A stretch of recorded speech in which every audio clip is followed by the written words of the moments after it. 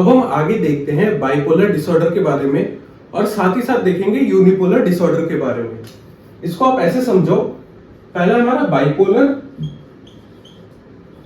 और है यूनिपोलर। इसको समझने से पहले हम अगर अपने अर्थ को देखें, ठीक है, ये हमारा अर्थ है, ये हमारा नॉर्थ पोल हुआ, ये हमारा साउथ पोल हुआ, ठीक है। ये बाइपोल हो गए, ठीक है, दो पोल हुए तो बाइपोलर। यूनिपोल मतलब कोई एक पोल होगा, ठीक है। यहाँ पे अगर ये हमारा अर्थ है, ये हमारा प्यारा सा अर्थ और इसके दो पोल, तो ये दोनों पोल एक दूसरे से अपोजिट डायरेक्शन में, एक ऊपर की ओर है तो दूसरा नीचे की ओर, ठीक। तो इसका मतलब क्या हुआ, बाइपोलर डिसऑर्डर में दो डिफरेंट चीजें होंगी जो एक दूसरे से अपोजिट है। इसको आप ऐसे समझ सकते हो, अर्थ के दोनों पोल एक दूसरे से अपोजिट है। बाइपोलर डिसऑर्डर में होता क्या है, अगर एक ग्राफ बना है, ठीक, सिमिलरली ये हमारा नीचे की ओर जा रहा है ग्राफ, ये हमारा ऊपर की ओर जा रहा है। बाइपोलर डिसऑर्डर को हम मूड के अकॉर्डिंग देख सकते हैं। ये हमारा हैप्पी मूड हुआ, ये हमारा सैड मूड हुआ। तो एक पर्सन में मूड स्विंग्स आते हैं, ठीक। कभी वो बहुत ज्यादा खुश होगा, कभी अचानक से दुखी हो जाएगा। लॉन्ग टाइम तक दुखी है तो अचानक से हैप्पी हो जाएगा, बिना किसी रीजन के, बिना किसी बातों के अचानक से वो बहुत ज्यादा खुश, तो थोड़ी देर में बहुत ज्यादा डिप्रेशन में, बहुत ज्यादा लो फील करेगा, बहुत ही अजीबोगरीब हरकतें हो जाएंगी उसकी, तो अचानक से बहुत ज्यादा पागलपंती मेनियक जैसे हरकतें स्टार्ट कर देगा, ठीक है। तो ये हो गया इसका बाइपोलर डिसऑर्डर। यूनिपोलर में क्या होगा, कोई एक पोल है। तो यूनिपोलर में देखा गया जिस पर्सन में यूनिपोलर डिसऑर्डर होता है वो ज्यादातर सैड रहता है, ठीक है। कभी कभी वो थोड़ा बहुत ज्यादा सैड हो गया तो थोड़ा नॉर्मल स्टेट पे आया तो और ज्यादा सैड हो गया, इस टाइप से चलता रहता है, ठीक है। यहाँ पे हैप्पीनेस नहीं देखा गया। जबकि बाइपोलर डिसऑर्डर में वो पर्सन एक टाइम बहुत ज्यादा डिप्रेशन में चला जाएगा, किसी से बात नहीं करेगा, थोड़ी देर में अचानक से बिना किसी रीजन के मेनियक जैसी हरकतें स्टार्ट कर देगा। तो ये हो गया बाइपोलर डिसऑर्डर। दोनों उसके एक्शन एक दूसरे से अपोजिट है, कहीं पे बहुत ज्यादा खुश है तो कहीं पे बहुत ज्यादा दुखी है। जबकि यूनिपोलर में क्या हो गया, बिल्कुल वो सैड है, ठीक है, बहुत ज्यादा सैड होगा या थोड़ा कम सैड होगा पर रहेगा तो सैड ही। तो ये हो गया यूनिपोलर और बाइपोलर डिसऑर्डर।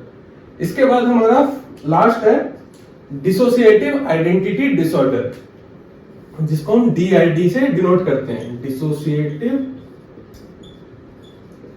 Identity disorder. इसको आप समझने से पहले अगर आपने एक साउथ की मूवी है अपरिचित नाम से, ठीक है, अपरिचित नाम की एक मूवी है, अगर आपने इस मूवी को देखा होगा अपरिचित नाम की मूवी, तो आपको ये चीज समझ में आ जाएगा, डिसोसिएटिव आइडेंटिटी डिसऑर्डर। इसको आम भाषा में मल्टीपल पर्सनैलिटी डिसऑर्डर भी कहा जाता है, ठीक है, मल्टीपल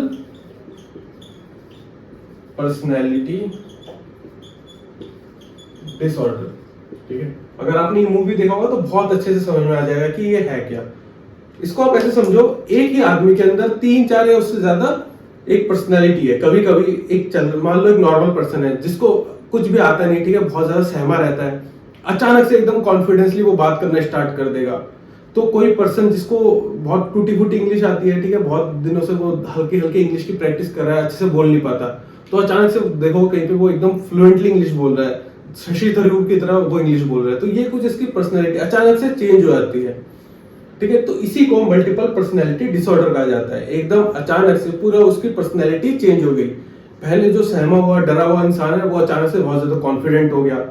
जो इंसान कभी किसी से बात नहीं करता, एकदम चुप चुप रहता है, अचानक से वो बहुत ज्यादा बोलने लगा, ठीक है। कुछ कुछ टाइम के लिए रहता है, ऐसा नहीं कि एक बार बदल गया तो दोबारा नहीं होगा। मान लो ये पहले एक नॉर्मल इंसान है, ठीक है, अचानक से ये इस पर्सन में कन्वर्ट हो गया, तो थोड़ी देर बाद इसमें कन्वर्ट हो गया, तो यहां से फिर इधर भी आ सकता है। तो जरूरी नहीं है कि वो एक स्टेट में पहुंच गया तो वहीं पे रहेगा, वो आपस में इंटरचेंज भी करता रहता है। तो इसी चीज को मल्टीपल पर्सनैलिटी डिसऑर्डर कहा जाता है। साइंटिस्ट ने रिसर्च किया कि क्या रीजन है, तो देखा गया कि कोई बचपन का ट्रॉमा, ठीक है, इसके अलावा डर, तो ये कुछ टर्म्स रहते। फिर अपनी फीलिंग्स को दबा के रखना, ठीक है, मान लो मैं कोई मेरे अंदर कुछ किसी चीज के लिए बहुत ज्यादा फीलिंग से मैं दबा के रख रहा हूं, तो अचानक से वो फीलिंग जो बाहर आएगी एकदम फटके, तो वो हो गया हमारा पर्सनैलिटी डिसऑर्डर। तो ये लॉन्ग टाइम तक रहता है, ये ऐसा नहीं कि एक बार हुआ तो फिर नहीं होगा, ये कई बार लगातार देखा जाता है, ठीक है, कुछ कुछ दिनों बाद ये एक दिन में मल्टीपल टाइम भी ये देखा जाता है। तो ये हो गया बाइपोलर, यूनिपोलर और डीआईडी। इसके बाद हम देखेंगे साइकोसिस और न्यूरोसिस के बारे में। तो उसको आप नोट करना चाहे तो नोट कर लीजिए, वरना इसके बाद देखते हैं साइकोसिस और न्यूरोसिस के बारे में। अब हम